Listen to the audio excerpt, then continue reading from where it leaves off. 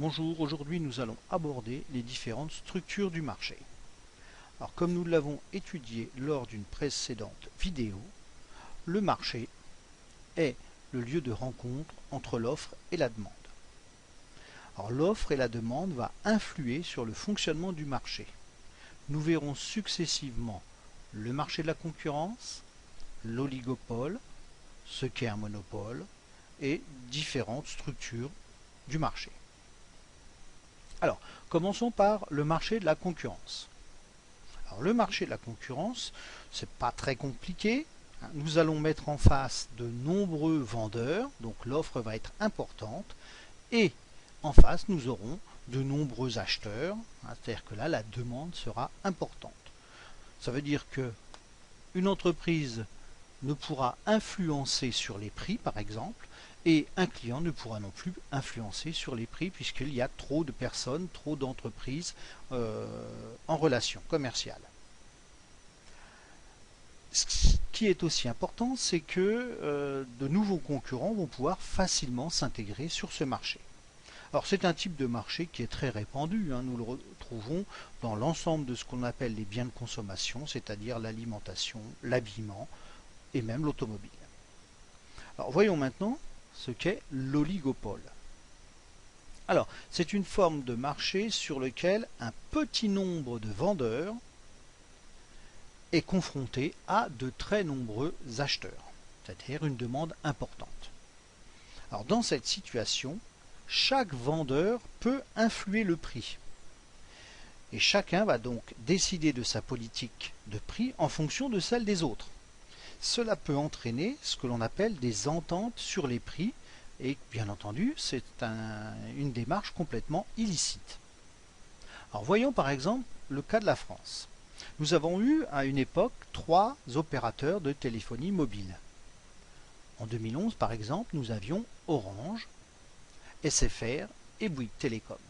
Et puis toute une multitude de ce qu'on appelle d'opérateurs virtuels genre Virgin, etc.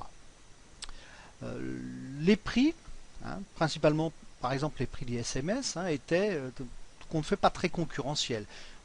Les 3 opérateurs fixent à peu près des prix identiques.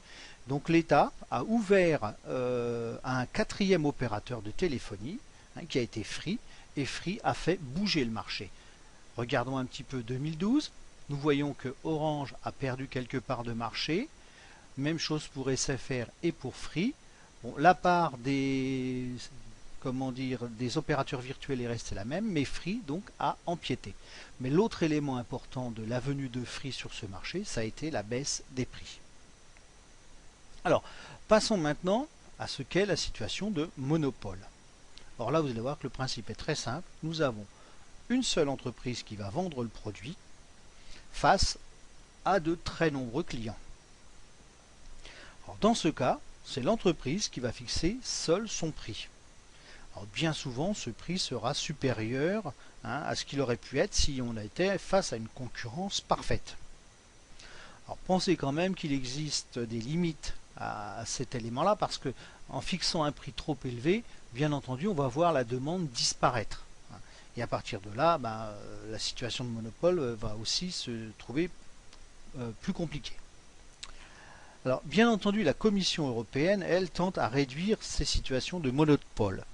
Par exemple, le marché de l'électricité a été ouvert à la concurrence.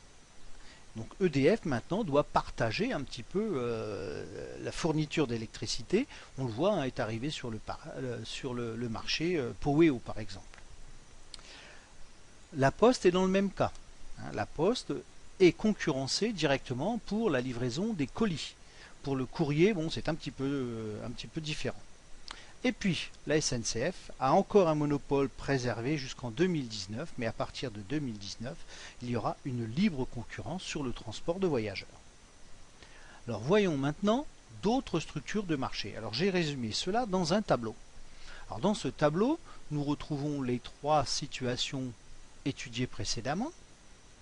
Mais il y en a une que je voudrais que l'on étudie un peu plus. C'est le cas où on a un seul acheteur face à de nombreux vendeurs.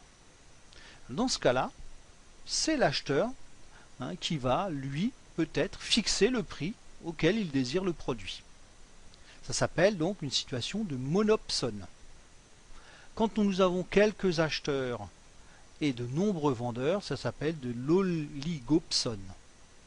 Et là, on peut retrouver un petit peu ce qui se passe dans les centrales d'achat. En France, on n'a que 4 ou 5 centrales d'achat, donc quelques acheteurs dans la grande distribution, mais par moment de nombreux vendeurs. Et donc là aussi, ce sont les acheteurs qui vont fixer les règles du jeu et peut-être même fixer les prix. Voilà, j'en ai terminé avec cette leçon sur les structures du marché et vous donne rendez-vous pour une prochaine leçon. Au revoir.